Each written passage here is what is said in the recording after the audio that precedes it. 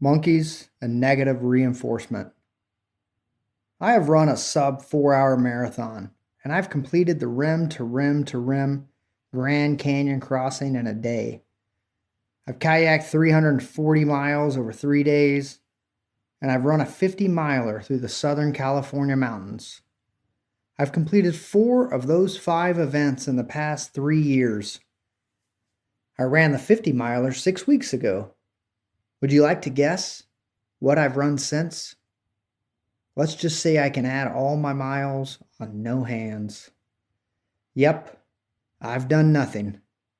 I eat, I drink, I sit, I sleep, repeat, repeat. I am a procrastinator of exercise events.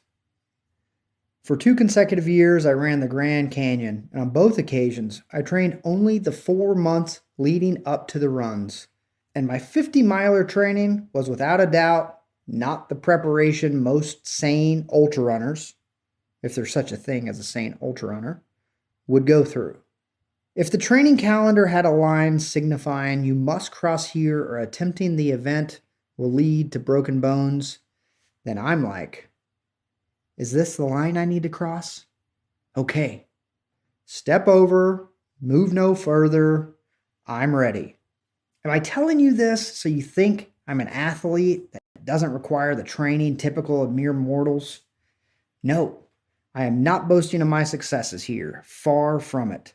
These behavior patterns have existed for many years, and I consider these patterns failures. After each one of these events or expeditions, I sat on my lazy ass anywhere from a month to a year, training my body in an age-old process called atrophy. There's a Christian parable about an old woman who gives 1 coin when everyone else gave many coins.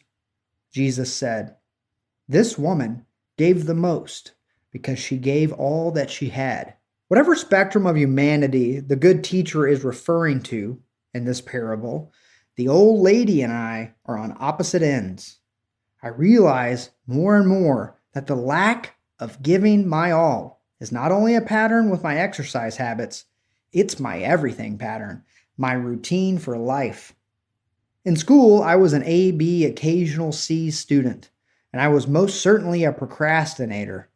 In my defense, it was not pure laziness, rather more of a type of mental game theory I played with everyone, except finding out later everyone knew nothing of this game.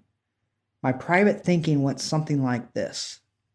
If I try hard, put in a lot of time and effort, then end up with a bad grade, everyone would know I'm an idiot. But if I have it, start the paper the night before and write it in one draft overnight, finishing 5 minutes before it's due, well now, my bets are hedged. If I get a good grade, I'm brilliant. If I get a bad grade, well duh, I did it the night before class. Yes, I know this is foolish. And if Jesus were my 4th grade teacher, he certainly would not have thought I gave my all. I would have likely been the one he points to and says, "Take this child, man. He has given the least of yees.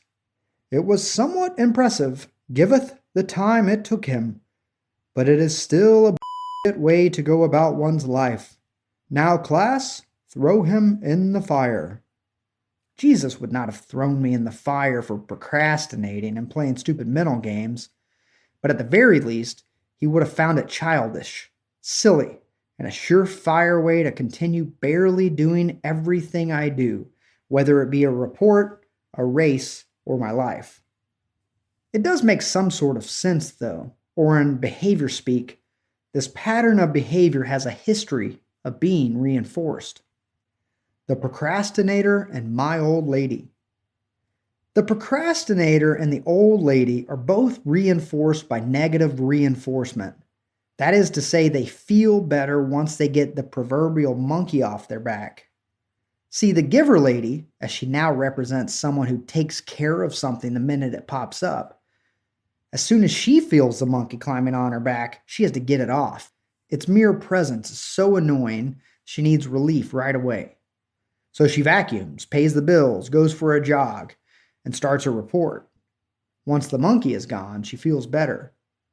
This becomes her pattern. Every time she gets rid of a new monkey, the relief reinforces her taking care of things right away. This old lady is my girlfriend. Wait. Figuratively speaking, my girlfriend is like the old lady, but still, she is my old lady. Anyway, continuing. If there is something to do, my old lady has already done it. Now, the procrastinator, I will play this part, is no different than the old lady, and that his behavior is also negatively reinforced. The difference is, I do not care when the monkey climbs on my back, but there he sits, just eating his bananas. He sits there, eating his bananas, and every day he weighs more and more. But it's so gradual, and I think, he's not that much heavier, I can carry him. Weeks go by, and people around me are like, dude, WTF, there's a huge effing monkey on your back. I'm like, yeah, I know. I've got it taken care of. The days pass. I sweat. I swear. With my last bit of strength, I strain and chunk the monk off my back and into the ravine. I am free. Oh God, this feels so amazing. After being shackled to that damn ape for so long, I forgot what it was like to be free. Negative reinforcement equals freedom, or at least the feeling of being free. The old lady and I are both negatively reinforced by dropping our monkeys. She takes her freedom dosage in short, more consistent hits, and I wait and wait, then hit the whole thing, damn near overdosing. One significant difference being the procrastinator learns to tolerate the wrong stuff. A monkey on your back should be an immediate cue to shake, rattle, and roll that furry demon far away. And for my girlfriend, this is precisely what she does. She comes in the door from a long day of work, puts her groceries away, vacuums, cleans the dishes, and prepares the youngest dinner. Then she usually goes for a nice, stress-relieving 5-mile run. There is no, I've had a hard day. I need to sit back, relax, have a drink. The monkey is there. She feels it. She hates it. She gets rid of it. But not us procrastinators. Nope. We've learned if you just leave the monkey there undisturbed, he will not hurt us. As my good friend would often ask me when I was freaking out about a colossal college project, have you ever not got it done? He was right. Eventually, all my projects got done. They all get done. Eventually. Ultimately, I toss the monkey just before the weight crushes me. For me, at least in the beginning, the weight does not bother me. And telling me not to worry about it only exacerbates the problem. Pretending it's not there is not the same thing as getting it done. It's merely a distraction, not freedom. When someone's house is on fire, it's nice to have a calm head to prioritize and execute, like Jocko says. But you cannot be so calm you think, this fire here is not too big of a deal. Reckon I have time to run and grab a coffee before helping the burning people get out of their house that's on fire. No, get your in there and save those people. My old lady would. As for my logic that 4th grade teacher Jesus despises, I think I was once proud of my ability to get things done in the minutes leading up to a deadline. But now I'm 40 and my back hurts from carrying around so many King Kong-sized monkeys. Not to mention, I now have enough weight of my own to lug around. But the relief? Sure. I still feel the relief by offloading the big monkey.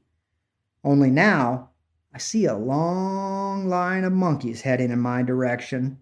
Holding on to one seems like playing favorites. Spread the love. There's so much to accomplish. The monkeys are there. They will always be there, and I need to learn to feel that hairy presence as soon as it hops on, I need to get annoyed and I need to get it the hell off. Suppose there's a young man in an arcade. He puts a quarter into the whack-a-mole game and says, "Y'all watch this." Then he grabs the smasher thing and waits. He looks around and says, "I'm going to wait for them all to pop up at the same time and hit them with one swing." The kids look around at one another as if to say, "Is that even possible?" Then the last mole pops up and back down he goes. The game ends. It was not possible. And that kid is just another idiot without tickets. I'm not a kid anymore. I'm slowly beginning not to like monkeys climbing on me, and it is getting annoying. I'm also finding out that the game is more fun to whack the monkey moles as they pop up. It feels lighter, a little freer. There are two sides, or three, to all things in this world. Every attribute is a strength in one aspect and a weakness in another. I'm sure, given the right situation, procrastination can be a strength, but as a recovering big monkey addict, I'm beginning to think that the relief I get from dumping the big ones is just not worth carrying around the extra weight. Fortunately, many of our monkeys reappear on the same days, at the same time, and in the same place. Unlike the whack-a-moles, we can plan for them. Building chains will help us to become more sensitive to our monkeys. It is possible to drop our monkeys like they're moles, to whack each of our furry friends as they pop up. I mean, nobody wants to be the idiot kid without any tickets when the game has ended. But we all want to be the old lady who gave everything, so give it all. And giving it all can mean taking care of your shit the moment it pops up. At least that's what I think fourth grade teacher Jesus would want for us.